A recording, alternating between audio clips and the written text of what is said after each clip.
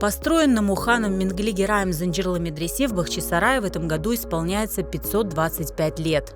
Дату отметили проведением круглого стола в мемориальном комплексе Исмаила Гаспринского, где звучали доклады об истории медресе, архитектурных особенностях, выдающихся преподавателях и выпускниках, значении этого учебного заведения. Тогерек массасына азырлык көргенде более бир малыматларга рас келдик.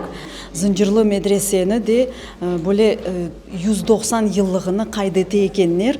Ве билесизми, 190 yılлыгына багышлап Занджирлы медресеге, bu Занджирлы медреседе чалышкан мудирислер өзлеринин шахси китапханесинден китаплар эдие япканлар. Ве бу китапларны биз огрендик, окудук ве иште бу малыматлар шымдыкы күнүмүздө Занджирлы медресенин тарихине, яни кошма яңы малымат оларак келе.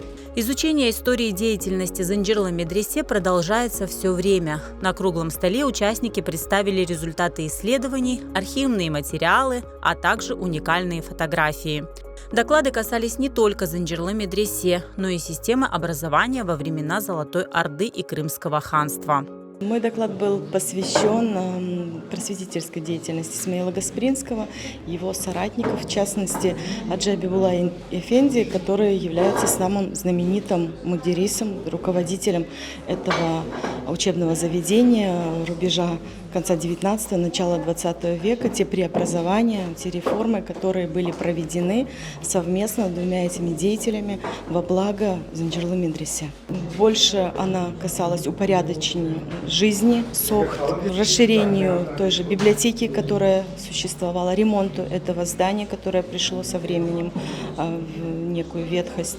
Вот. И, конечно же, в учебный процесс для того, чтобы светские дисциплины тоже были доступны для сохт Занджирлы медресе. В рамках круглого стола представили выставку, где можно увидеть уникальные экспонаты, найденные на территории Занджирлы медресе.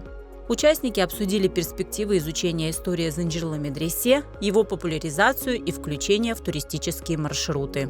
Были представлены негативы из фонда Бахчисарайского музея-заповедника. В настоящее время их насчитывается 1554 фотонегатива. Известно, что было более 3500 единиц. Из 10 негативов, на которых было изображено Занджирлы медресе, сохранилось до наших дней всего 8 негативов.